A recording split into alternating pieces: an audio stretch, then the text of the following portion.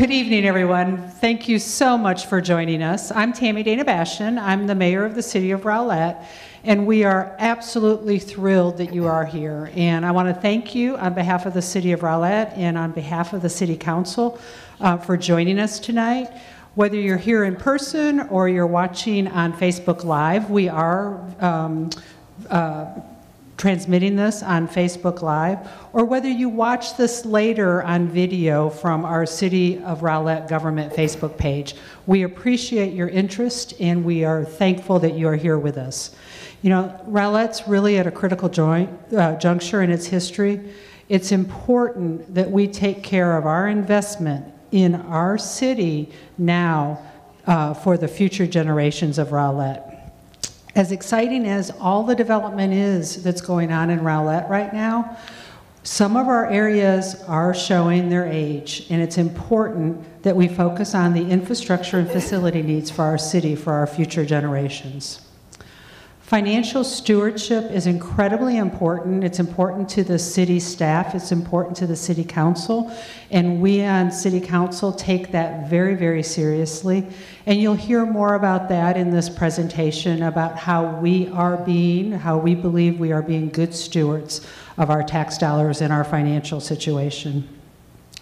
I especially want to thank members of the Community Investment Advisory Board. If you are a member of the Community Investment Advisory Board and you're in the audience, could you raise your hand, please? So we have Kim Lott here. Thank you very much for being here, Kim. The Community Investment Advisory Board is a board that was specifically chosen to oversee, research, prioritize, recommend capital improvement projects for this city. And it was a couple years of work, and it's a board that has identified numerous projects with help from citizens all over the community, and has really studied all of those needs, studied all of those projects, brought forward a recommendation to City Council, and we thank you, Kim, and everybody on the Community Investment Advisory Board for all the work they have done and continue to do for our community. We are providing these presentations on the upcoming bond elections so you can be informed about what is on that bond, and so you can make an informed decision. Your vote is your voice for the upcoming election.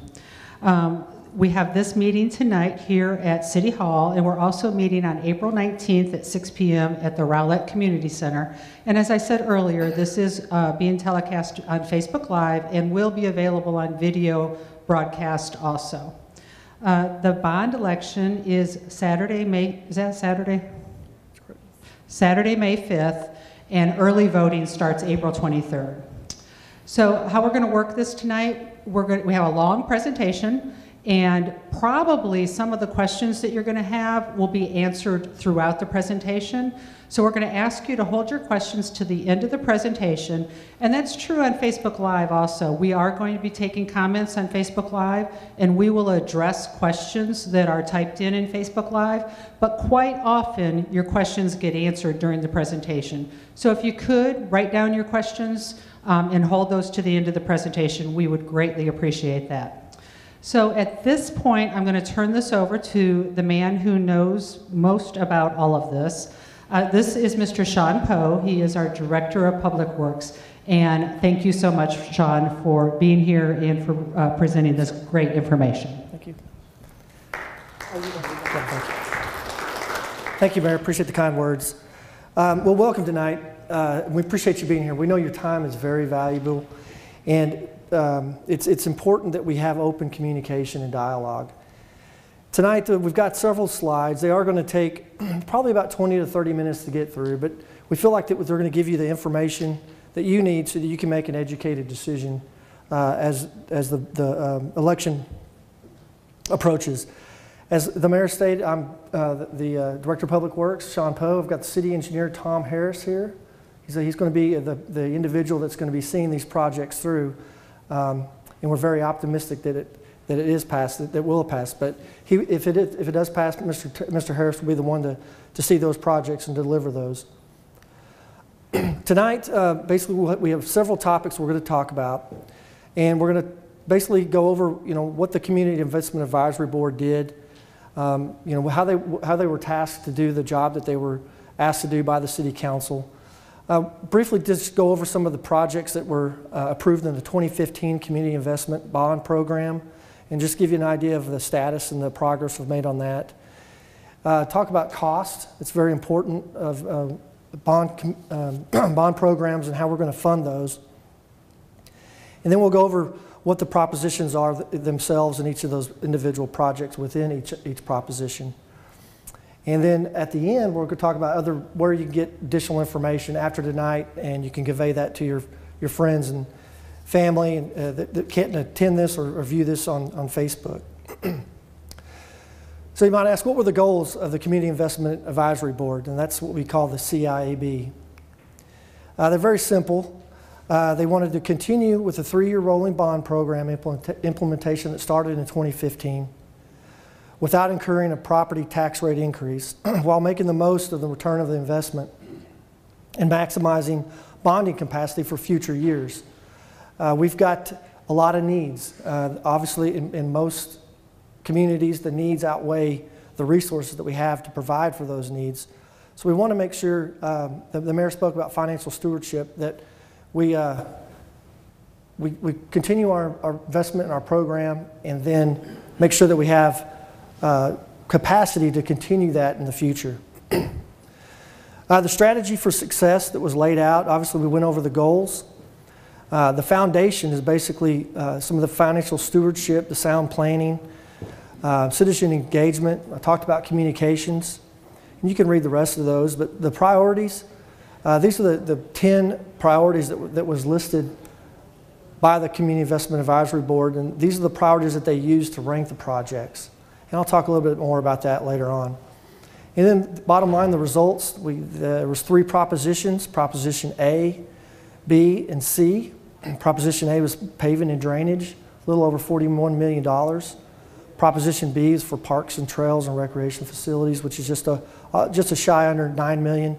And Proposition C was public safety and facilities, and it's almost $9.5 million. And as the mayor alluded to, the election day is May 5th. So you might ask, how were these projects identified? Well, in the initial round of evaluations, they resulted in identifying 56 projects. These projects were identified through a public process, through the use of online project identification forms. The CIAB went to several of all the boards and commissions to receive input on those, the commissions that we have that serve the city. And we also went around and had several stakeholder meetings that were conducted. And staff provided a wish list in addition to the projects that were identified through the public process on the things that we felt like that were needed for us to continue to do our jobs, of course. And so in total, of those 56 projects, we did estimates of all of those, and it's a little over almost $420 million. And that's a lot of money. It's a lot of needs. And of those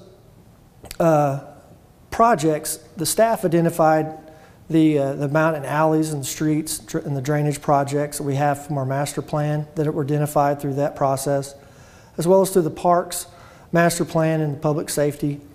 And then our public facilities. As you can tell, this is a very aged facility. We have 18 that we maintain. And so that they continually age, and we continually have to put more money out of the budget each year to maintain those. So with that, you can see, to get to that amount, that magic number between $60 and $75 million, which is the amount that we know the city could issue without a tax rate, you had to make a lot of tough decisions. And the board, they had a lot of conversation. It was tense at times when I was sitting back listening to it. But they did a really good job of filtering through that and making objective decisions to scale that $418 million list down to the $60 million that we're currently considering. They ranked the projects that they received from the public, and through these using these 10 criteria, and each one of these were weighted with the 10 points. And a lot of the projects with the needs, there are different areas between the facilities and the infrastructure and parks, quality of life. So we wanted to make sure that the ranking included those criteria so that they all would be weighted equally. So what about the projects that didn't make it? Well, the Community Investment Program, or the CIP, it's updated each year with our operating budget, and it's usually a 5-year plan, and in that 5-year plan, the first year is funded through the budget. The rest of the outlying years are basically a plan. And so as the timing changes or the needs change, that plan can be adjusted each year. So those projects won't be forgotten that didn't make the list. They'll just be incorporated in the 5-year plan. Some of them won't make the 5-year, they may be more on the 10-year plan. But we'll still have those, and we'll look at those continually throughout the process as the needs and the resources change. As far as the 2015 bond program, a quick status. If for those that were living here or that voted, we thank you for your vote. The bond election was a little over $25 million, and it was broken out between streets, parks, and public safety. And the pie chart just behind me, you can see the breakout. Most of the projects, we've made great strides. We had a lot of delays due to the tornado. We had a lot of staff turnover. And with the team that we have now, that we're committed, we're motivated, we're driven. And that's shown with all the work that's gone on. There's some posters out as you came in. You can see some of the before and after pictures of some of the streets that we're doing. But our goal is to get all the projects that were approved in 2015 under construction or completed by the end of 2018. And that way we can use that as momentum to catapult into the 2018 program when it's successful. So that's a quick update on the 2015 Community Investment Bond Program, and we're really proud of the work that's taken place. So you might ask, the biggest question we get is how we're going to pay for all this. $60 million is a lot of money. And these slides, I'm not a financial expert, but I'll try to get through them as best I can. But these depict the existing debt service schedule. On the left side is the amount of debt that we've issued in dollars, and then on the bottom is the years. So as you can see, as you go to the right, as we continue in the years up to 2037, the area in black, it's starting to gradually decline, and that's because we're paying off that debt that was issued in prior years. So that creates bonding capacity with our current tax rate. And the yellow area is what is the effect of the bonds that were issued in July of last year. So every time we issue bonds, it takes up a piece of that bonding capacity. Now this is just indicative of what our tax rate can support if we didn't take into account growth. And there's a lot of development going on in Rowlett. It's a hotbed. Everybody wants to be here because of the proximity to downtown Dallas, being a secondary ring to Dallas, as well as the transportation options that we have to get to where you need to go. So there's about $1.5 million that's planned for development over the next several years. So with that creates higher property taxes as those properties develop. So that's the area in green that you can see the effect that does for the bonding capacity. It actually increases that. So these are all conservative values taken into conservative interest rates, and also taken into consideration things like growth. And we weren't real aggressive in those, the finance people weren't real aggressive in those calculations. So this could all be done without a tax rate increase over the next several decades. And then the goal is to leverage our bond packages every 3 years, and that's what the different colored lines are. So we just gradually eat into that bonding capacity and continue our bond programs every 3 years. The initial targeted estimates for the bond program in 2018 was around $40 million, based on our projections that the finance experts did. But as they got into the numbers and looked at some of the calculations, they determined that the city could issue between $60 and $75 million without a tax rate increase. Now I just want to make that clear, because your taxes probably going to go up in our economy. You get your appraisals just with a steady tax rate. But so I'm not going to say that your taxes aren't going to go up, because they probably will, even if the bond isn't successful. But the tax rate does not increase at all, and that with these calculations. So I want to make that clear. But the $75 million option is important because although we can do more in the next 3 years, it really affects what we can do the following 3 years. So it eats into that capacity. So we wanted to strike a balance, and council had to weigh that decision, and they decided to go with the $60 million. So the bonds that we're requesting to be considered this year is just a shy under the $60 million.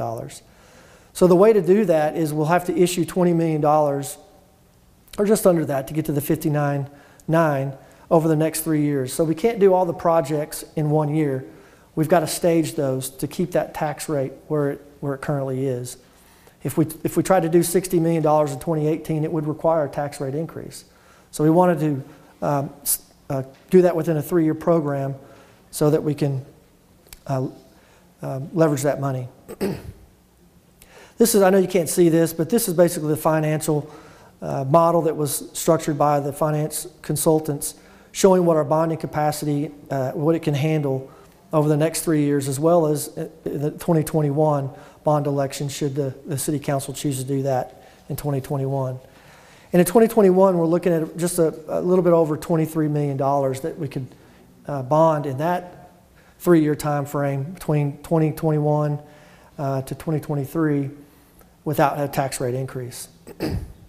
And continue on, pecking away at these needs that we currently have. So if the bond election is successful, and again, we're optimists, we're real excited about it, what projects will get built? Well, this is the spreadsheet showing the different propositions, A, B, and C. And it may be tough to read, but you'll be able to get all this information on the web, and I'll go over where you can find that information later. But the Proposition A is for paving and drainage projects, and as I stated before, it's just a little over $40 million. Proposition B comprises of 12 projects, with almost a shy under $9 million. And Proposition C is public safety and facilities, and it has 2 projects listed for almost $9.4 million. And breaking those out, you can see how it's distributed, with 69% coming from Proposition A in the paving and drainage, with 15 in Proposition B and 16 in Proposition C. As far as the next slides, we're going to go through each one of those projects. We will, if you have any questions about those, again, we ask that you wait till the end of the presentation. That way we can hand you the mic so the people on Facebook can hear your question as well, and we can get those answered.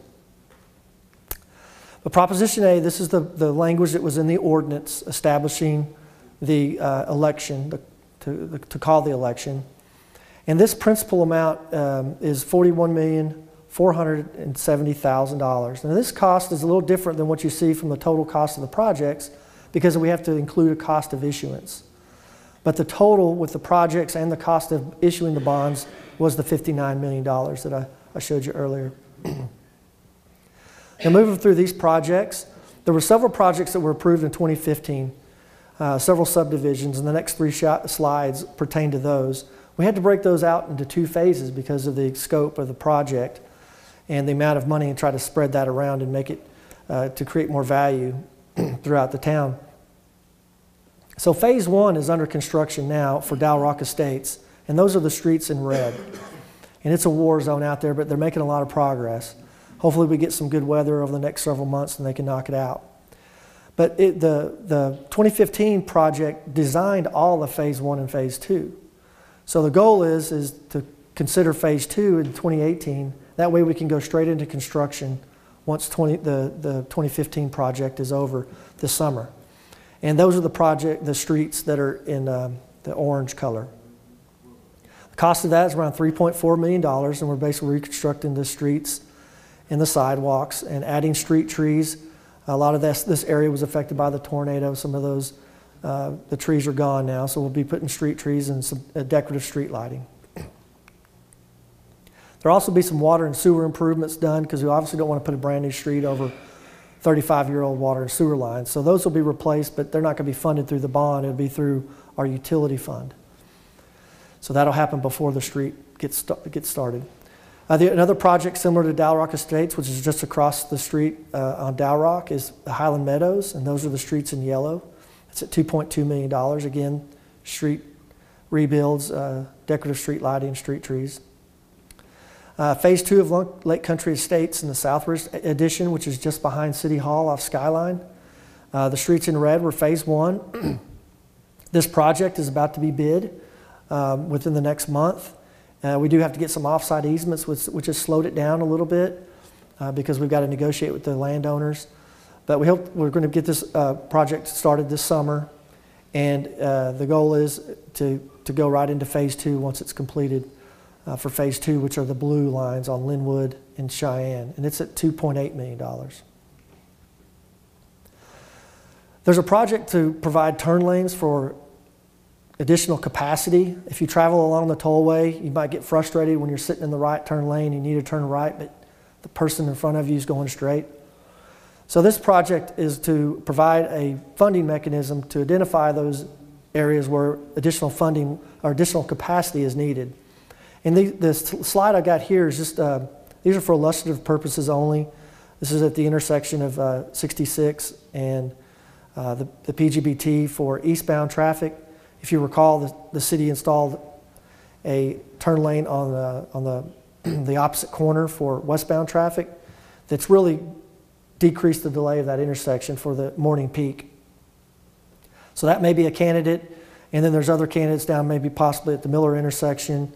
I've listed 7 here on the slide, but we really don't know which ones will be the most important until we get the design going and do a traffic study to see where the exact locations are. But this gives us a pot of money to be able to do that. We also could partner with developers that develop some of the vacant property and have a partnership and use some of the bond money to work with the developers with their contribution. The alley program, we have a top 50 list as far as the worst alleys that we've ranked. You can see that list on our Public Works webpage, but the lines that you see on this map are basically all the alleys in the city that need to be reconstructed. It just doesn't make sense to try to put maintenance dollars into that because they're so bad. And that represents about half of the alleys we have in the city. So you can just see that totals around $63 million to rebuild all of those. And the CIP and the council wanted to be aggressive to continue this program with the additional funding that they provide in the general budget, general fund budget, and also the amount that you pay for paving improvements on your water bill. That generates about $750,000 a year for alley improvements and paving improvements. And we want to utilize this bond money to continue that on, to tap into that, about 10% of that $60 million need. So we're going to continue that. And just to give you a glimpse of the progress that we made, this is the list of the top 50 alleys. And the ones that are crossed out are either in construction, completed, or the design stage that are planned for construction this year. So you see we're gradually getting down that list, and then obviously the other ones will continue to make up the next top 50 list. And you can see that on our website as well. We updated that once we saw that just how that really stands out and the progress that we're making. The next project is Miller Road from east of the railroad tracks to Dow Rock Road to expand it to a 4-lane divided section. This project has been designed more than once by Dallas County through their major capital improvement project with a partnership with the city.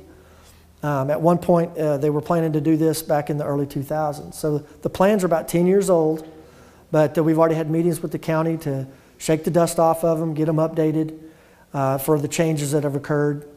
This is another place, a path where the tornado went through, so there are, as far as the landscape, there are some changes that they'll have to update. But the cost has obviously increased over the last 10 years. Construction never goes down, it seems.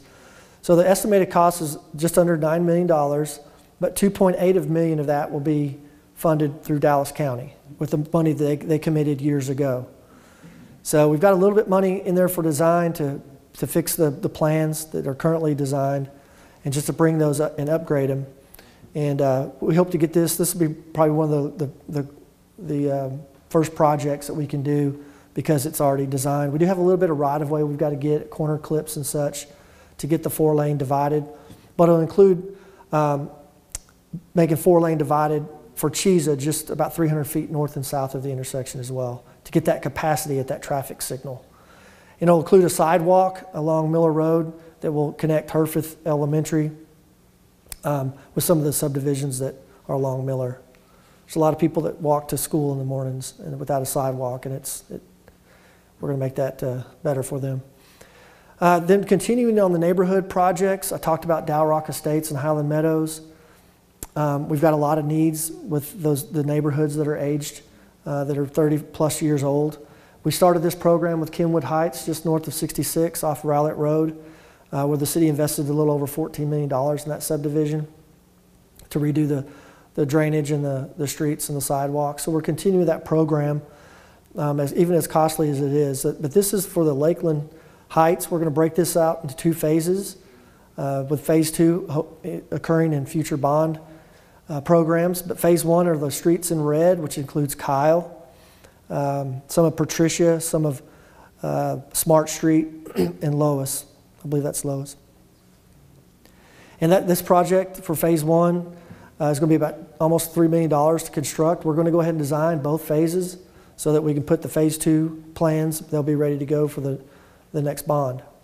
And again, it's just going to be similar to the other neighborhood projects. We have new streets, new sidewalks, street trees, and street lighting. The next project is Chisa Road from Dow Rock to Miller. And this project is going to be one of the longest projects that it's going to take to get completed because of the additional right-of-way and utility relocation that's going to have to occur for this project. And you can see the cost is a little over $12.5 million. This will be widening the roadway to 4-lane divided at the intersections, and then it'll be 4-lane divided along the other extensions because there's limited right-of-way due to the railroad tracks on the south side of Chisa. We can't extend into that right-of-way. So this will be sidewalks, new drainage system. There's a lot of drainage that crosses Chisa down by Bob White, so it's going to be a challenging project. It'll also include widening Dow Rock to 6-lane divided roadway just north and south of Chisa, about 300 feet there at the signal, so that we can that traffic can spread out and get more capacity. And the goal is with the Bayside development, they're going to extend Dow Rock 6 lanes. They're going to add a lane in the median. They're not going to widen. They're going to take it from the median. And then there'll be 6 lanes all the way to I-30 with the TxDOT project that is being designed now for Interstate 30 frontage roads with a new flyover. So there's a big plan to get Dow Rock to get more traffic down through there because right now we're running about 23,000 cars a day on Dow Rock, and it's at capacity. If you live on Dow Rock trying to get out, even in the off-peak times, there's not a lot of gaps. And creating that 3rd lane in these areas will allow those gaps in traffic to make it a little safer. So that covered all the Proposition B. Moving into Proposition A, pardon me. Moving into Proposition B, which is the parks, trails, and recreation facilities. This is the language that's in the ordinance, just shy under $9 million, which includes the cost of issuance. And this includes phase 1 of Herfith Park. This is located off Main Street, down Centennial, close to the PGBT. This is going to serve as one of the key downtown park as the downtown area develops. As you know, there may have been the opening of the Central Bark Dog Park recently. It was very successful. And so that park's just going to expand. This is going to be a jewel of downtown for some of the multifamily that's here and that is planned for later on. The Wet Zone Water Park is located behind the Community Center in Kids Kingdom. Last year was their most successful year, and we attribute that to some of the new events or the new venues that were installed from the last bond program. And so this will include a new feature slide to continue that, to make that draw, lighting replacement, sound replacement, and playground replacement. Lakefront at Pecan Grove. This is that area at the far east end of Main Street as you cross under the railroad trestle. it touches Pecan Grove, but it's a little area where they use practice fields. That surface of the parking is now, it's gravel, and the street department goes in there and maintains it the best we can with recycled asphalt.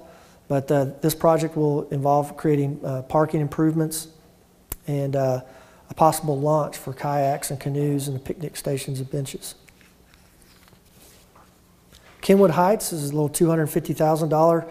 This is a pocket park that serves the Kenwood Heights subdivision off Kenwood Drive. It's just to the northeast of Walmart. And this property was dedicated, I believe, by Walmart when they developed in lieu of paying park pro rata fees.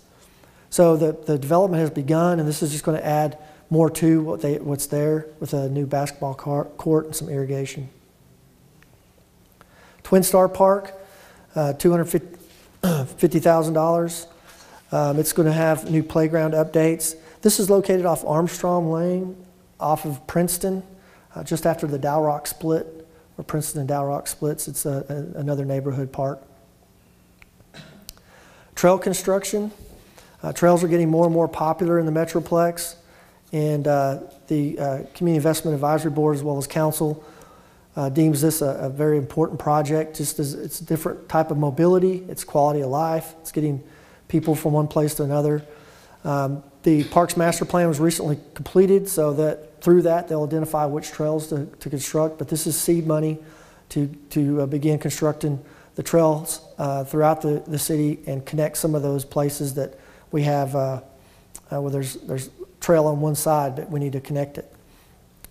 So the locations will actually be determined. This map is from our a trail master plan that's in the Parks Master Plan.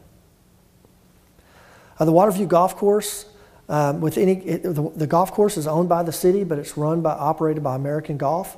And it's an asset to the city though. We own it, so we need to continue to maintain it.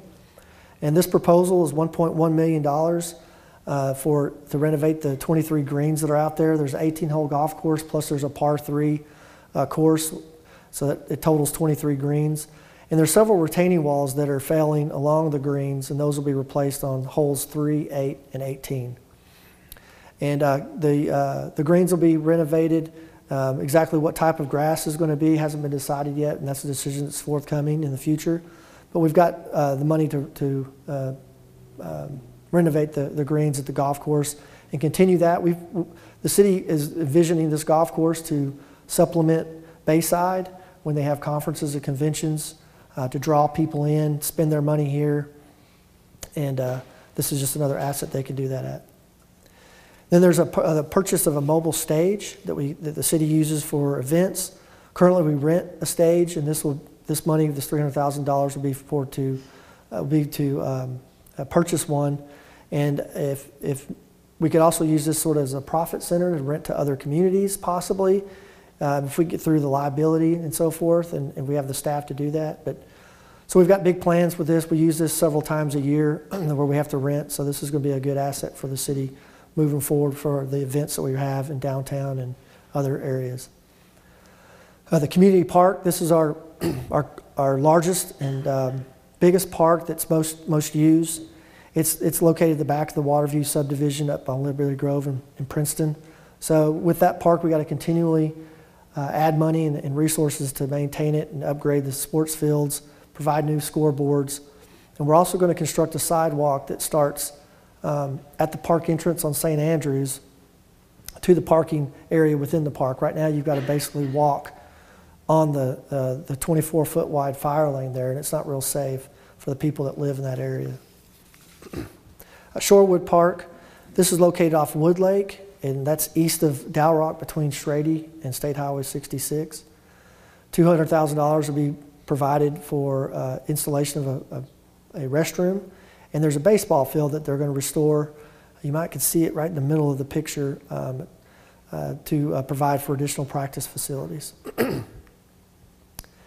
And then there's $500,000 for sports field construction, as I alluded to before. Our fields, and Angie can attest to this, get a lot of play. There's a lot of need out there for soccer and baseball, and the programs are continually growing. The success is, sometimes there's good and bad with success. Well, the The good is that we're continually getting people involved. The bad as you should look at it is we got to continually maintain that, and that takes resources. So there's $500,000 in the sports field construction. And lastly is for the Environmental Learning Center. This is property located off of Chisa, and where Chisa basically turns and goes to the west, where Dandridge and the school in that area at Statham Elementary. And this is going to provide a $50,000 match in partnership with Keep Rowlett Beautiful for schematic design, so that they can use that and go and raise money through a campaign for these improvements to create environmental learning center for the kids in Rowlett and in the region. Then $200,000 will be used as a match for the funds that Keep Rowlett Beautiful raises. So moving into Proposition C, it's a little over, it's almost $9.5 million. And it includes two projects, and the biggest project is Fire Station number 2. This is off Dow Rock Road and in the Woodside intersection. And if you have time, stop by there and say hi to the guys. They're always welcome to have people. It gives you an idea of just the condition that these people have to live a third of their life in each year. The picture on the right is actually a converted closet that they made into an office. The picture on the left is some of the bunk areas. It's very tight quarters. They have to put their workout facility in a bay, which takes up obviously the room for their equipment. The kitchen's small, the living room's small. They're right on top of each other. This is the site that the new fire station is proposed. It's off of Schrady. So they'll basically move that the fire station operation will move from that location to the new facility on Schrady, just north of where the new radio tower was completed. And this is the site plan showing the fire station to the left. And there's also, this is the training facility that was approved in the 2015 election, and that area is to the right of the page in those lines. The estimated replacement cost for Station 2 is a little over $9 million, and that includes a new signal at Schrady and Dow Rock, so that it can be preempted to stop traffic when they're responding on Dow Rock.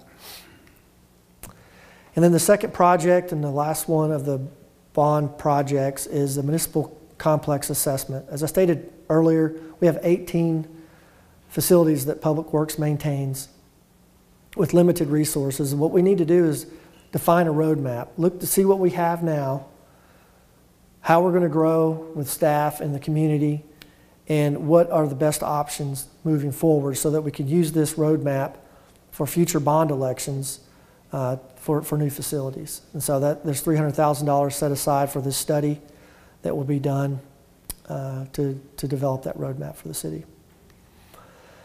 So that covers the projects. So just to give you a feel for our campaign and our voter education strategy, we're doing a lot of CIP outreach. We've got this public town hall meeting, and there's one on the 19th. We're trying to show that this bond program, there's something in it for everybody. It doesn't focus just one quadrant of the city. There's projects throughout, and that's real important when you're trying to sell a bond program.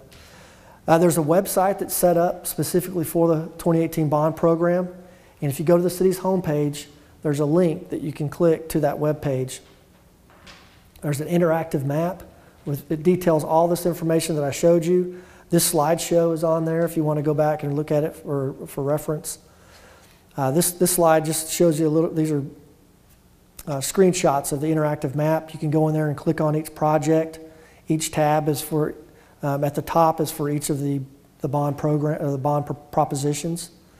It's a pretty slick website that our GIS folks did in-house.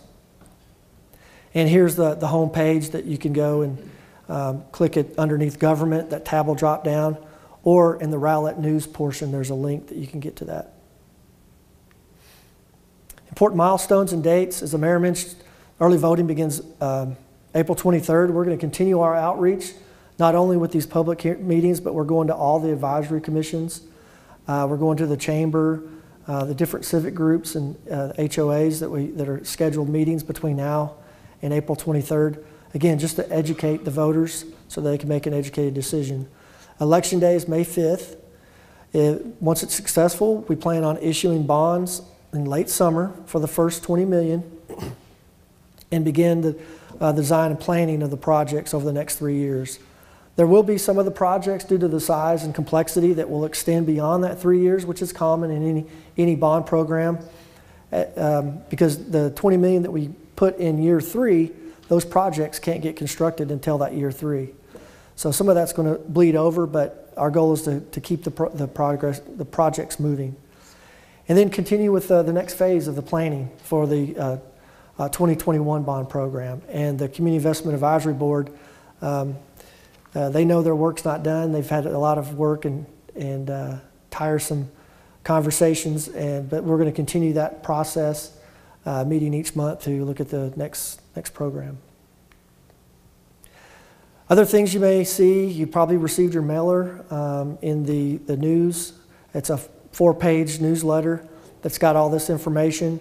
We've also set up an email address, 2018bond@rowlett.com, that you can submit questions to. It's real easy to remember.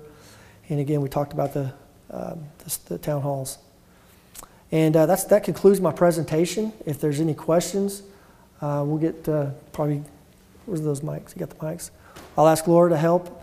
And don't ask your question until you get the mic so that we can get you on, recorded on Facebook and so everybody can hear it. Is there any questions from the audience? Yes, Mr.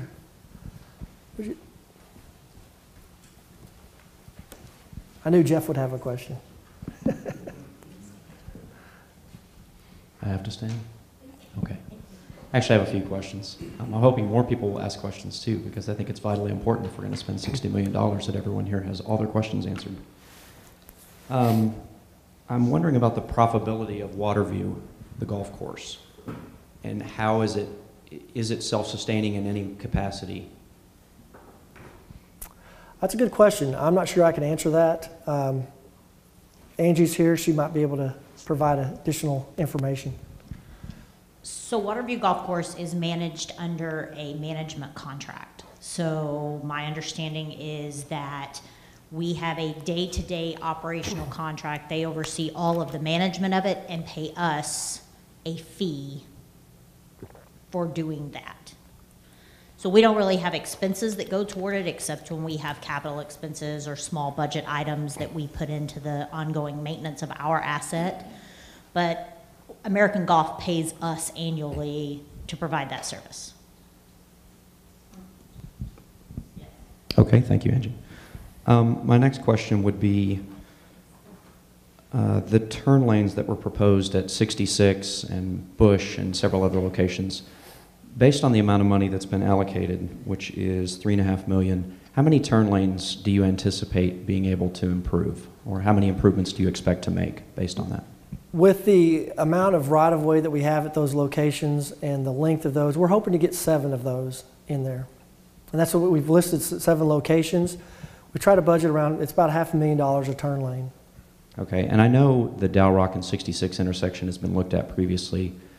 Was that under consideration, or do you know the CIAB, was that under consideration at all this time around? It's actually a project that it's underway now. We are partnering with Dallas County, Rockwall County, the Council of Governments, and TxDOT, because that is an on-system roadway, being State Highway 66. And work is underway now to get funding, and the design is underway. So we hope to bid that project in 2021. We're going to try to get that expedited as best as possible, but there's a lot of right-of-way that's going to have to take place. But the goal is to have 3 lanes in each direction for through lanes, a right turn lane, and 2 dedicated left turn lanes to get that capacity that's needed at that intersection. With the one exception going westbound, because of the transmission lines, we can't get a dedicated right turn lane, but that movement isn't really, doesn't warrant a right turn lane at this point. So that's the plan.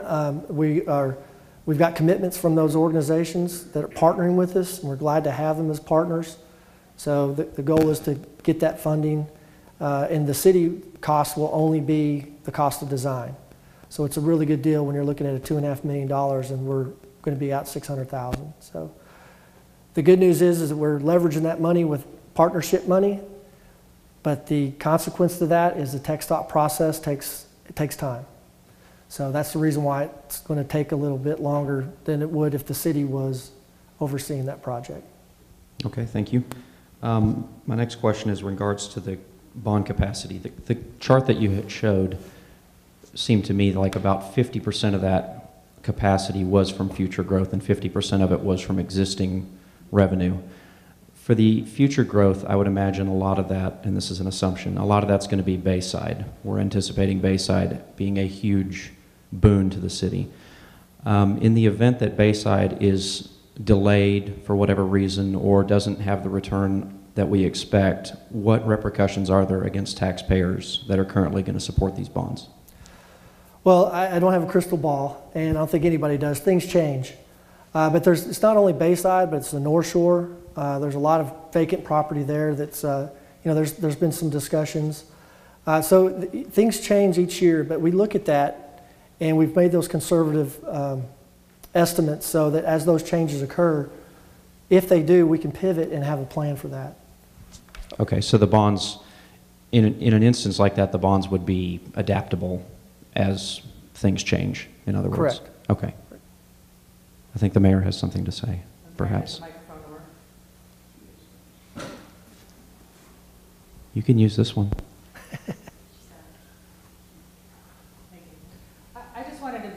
I wanted to mention something else in regards to bond capacity, and you didn't specifically ask this, Jeff, but I want to add to it.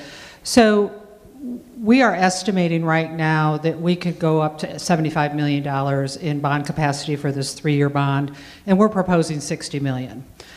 So there's a built-in $15 million of additional capacity based on some very conservative estimates on future growth and the current bonds, coming off of the bond schedule.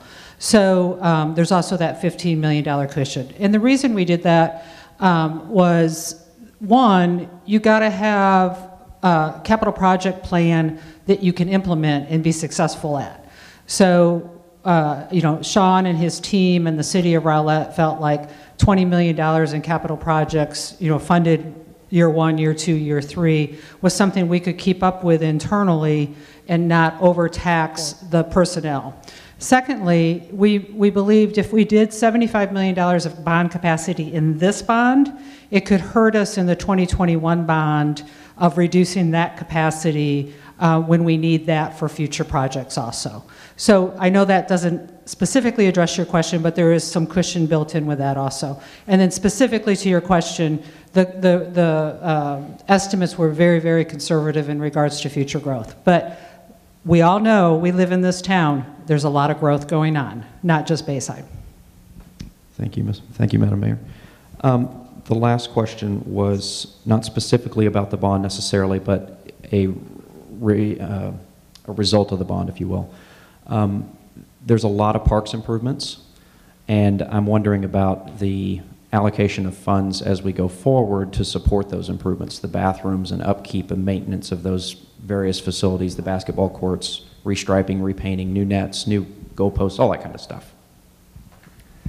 Yeah, any new investment in assets does require a continued commitment to keep those up. Angie, you want to? And I believe, Jeff, that we have that. I believe that, one of the things we just finished our 2018 Parks, Recreation, Trails, and Open Space Master Plan. That's a mouthful. But what it called for was really focusing on the things we have now and making them better. That's what the citizens asked for in all the surveys we did, and I believe we have that commitment there to be able to maintain what we're asking for. Hi, I wanted to ask the question about the expansion on Cheeser Road and how that would affect the residential lots running around the curve from the curve down to Del Rock. Yeah, we don't know the answer to that question just yet until we get the survey information and get into the design. There will be some right-of-way that's going to be required, but what we try to do is to have the least impact as possible. But we've got to be able to get enough room to get the public improvements in there. So it's just I can't answer the question definitively at this point, but there will be right-of-way needed on that north side along those houses. Just exactly how much we won't know until we get in the design of it. Okay. But we'll know ahead of time before. Yes, part of our project process is to engage the stakeholders continually throughout the project. We hold neighborhood meetings when we get to certain levels of design, so they're not surprised. For the Main Street project, we've met with the churches and the stakeholders along there, the chamber. So we try to keep that. It takes a lot of effort, but that effort is so much worthwhile on the front end than having surprises on the back end. Right, absolutely. I think part of the problem over there is that a lot of the residents, the lots are vacant.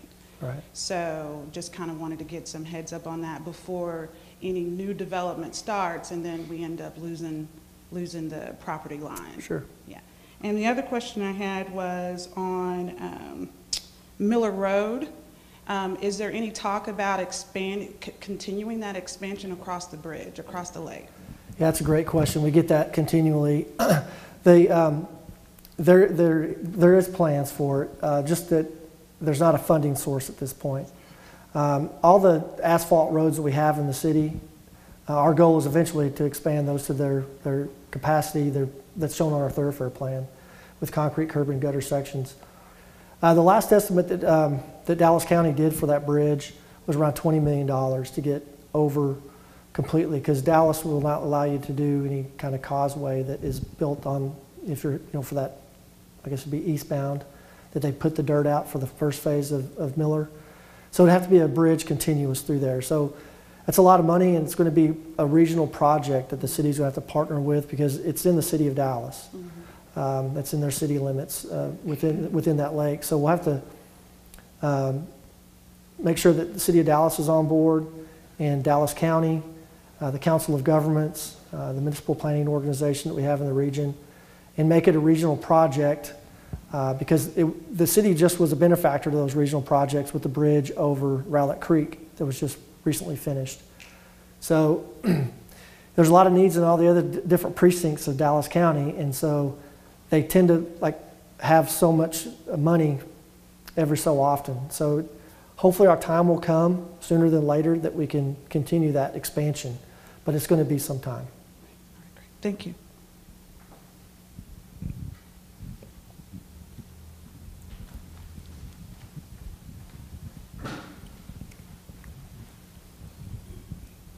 Thank you.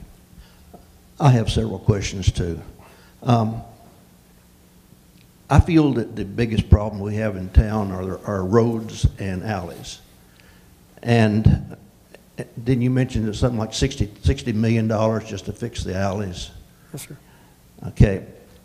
What we've got here, some of these items, for example, the $2 million something in right turn lanes, to me it seems it would be better used to put that in alleys and streets.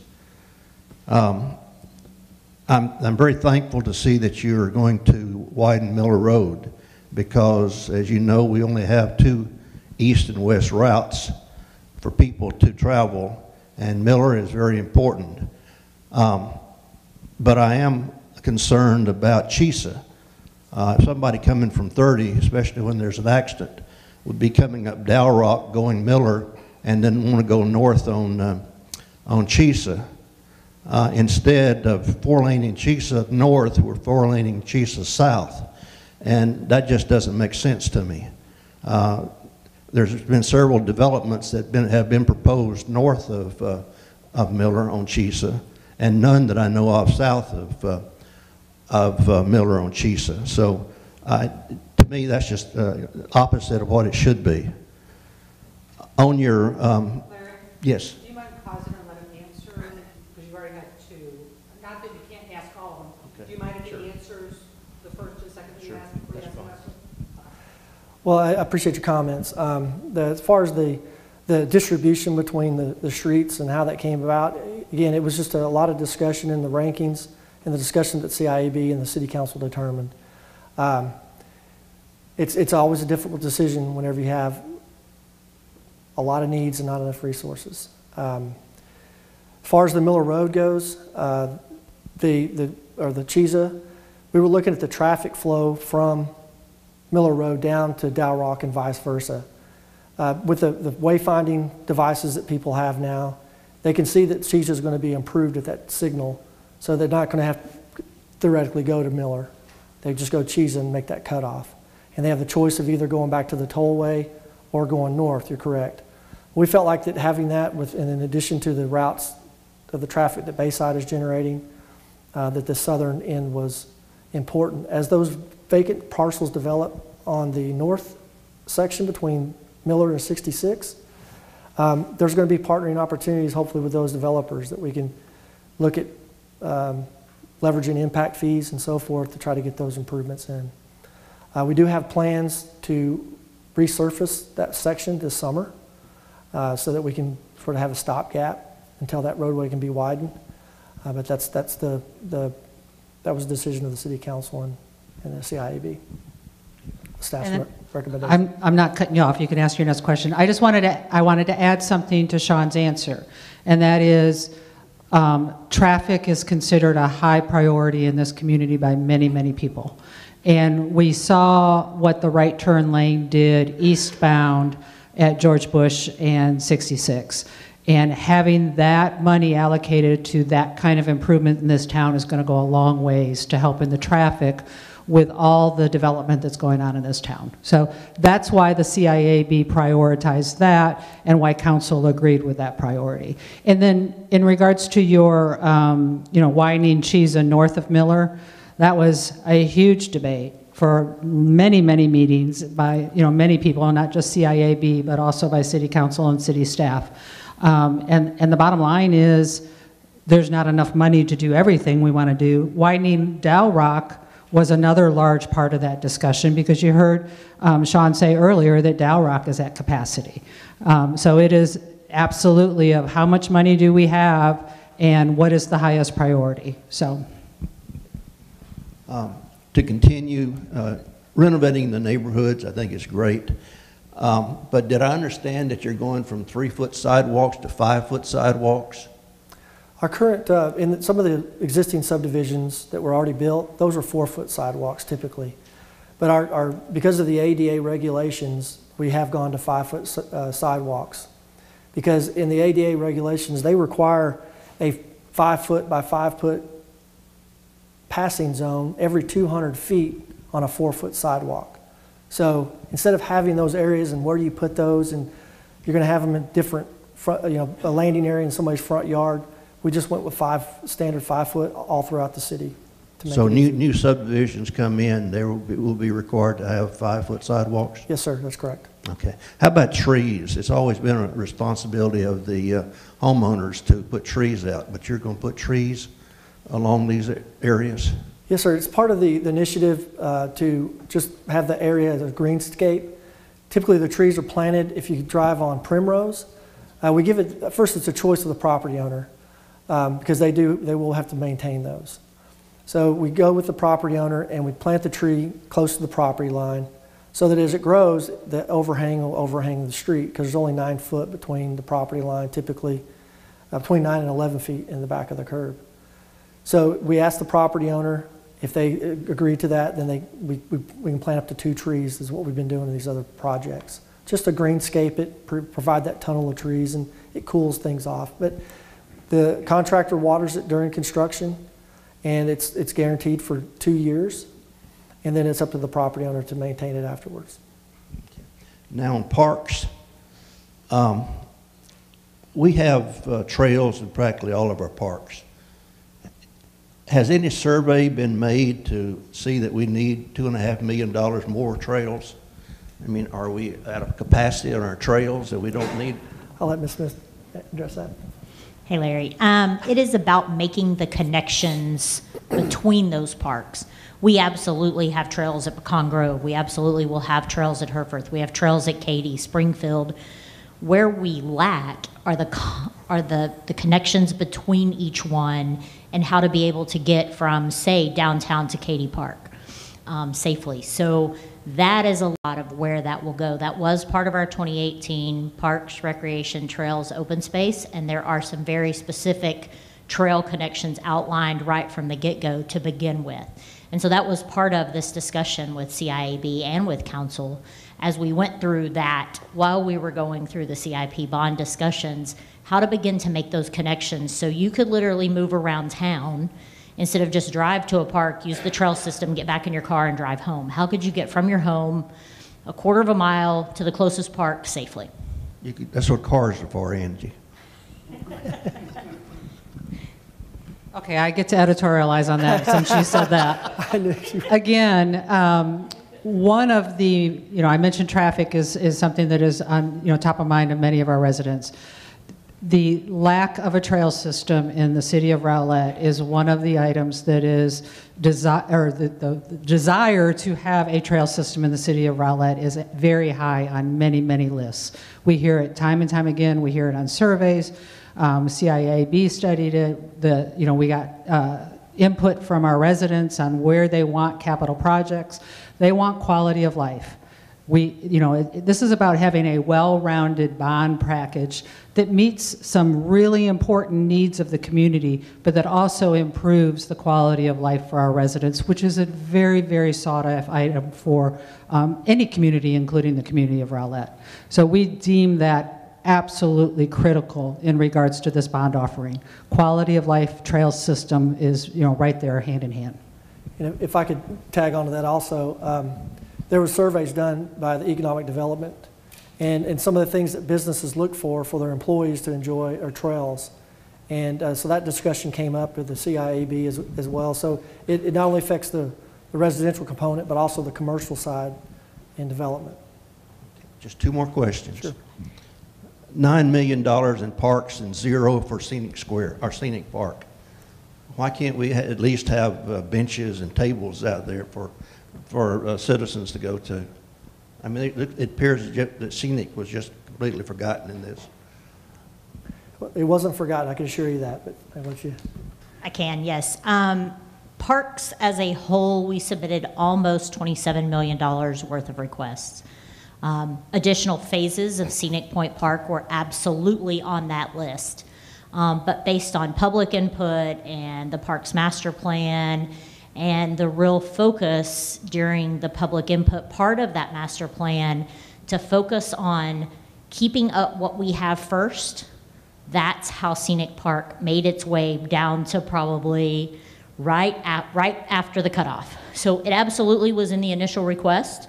And in the $27 million worth of projects that really need to happen in our park system, but it did make its way down just a bit based on this need to really take those park systems we already have developed and take care of them and bring them back up to where they need to be.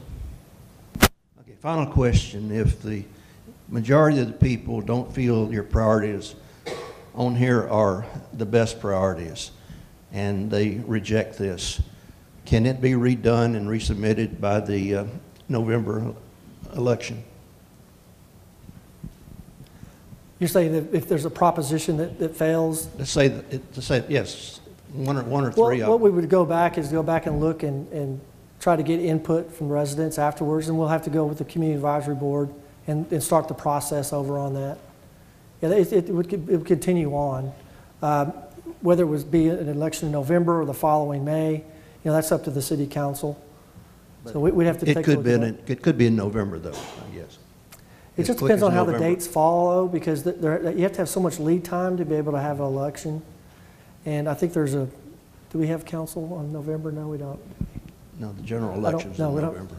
So, yeah, it just depends on how the dates fall out and what the decisions are moving forward. There's nothing prohibiting it.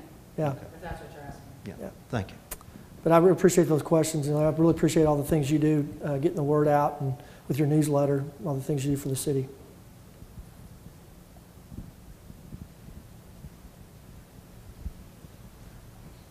Any other questions? I'll let the mayor close if you... So we will be here afterwards if you have any questions you want to ask us one-on-one. And I failed to introduce your city council members that are here. 6 of the 7 members are here. Matt Grubasich, raise your hand. Brownie Sherrill, Pam Bell, Martha Brown, Blake Margolis. And then, Sean's here. Our Deputy City Manager, Paul Stevens, is here. Our Assistant City Manager, Mark McAvoy, is here. Our Fire Chief, I said Police Chief. I am so sorry. Ooh. Our Fire Chief is here if you have any questions. Anybody else I should introduce? Drew Risk, the most important person. Denise Perrin is our Community Communications Director. Community Relations Manager. So we're all here. We'll stay for as long as you want questions. What did I not introduce? You have a question, sir? Just a quick question. Sure. I was over at the community center with the Rowlett Safe Room meeting that was going on tonight, so I didn't get over here till late. Do you know about when this might be online? Will this be online immediately? It's on now. Okay, great. So you go to the Facebook page, City of Rowlett, Texas Government, and you can access this whole program. And then we do have another one of these sessions you can come to live. And if you want to ask us any questions afterwards, feel free. And thank you for mentioning that SAFE program. Also, this will be on the city's YouTube channel tomorrow. Okay. So we're thrilled to be having that program, so I'm glad you're taking advantage of that. Any other questions before we close? Thank you for coming. Thank you for your interest in this bond. Thank you for your interest in the City of Rowlett, and we will see you next time.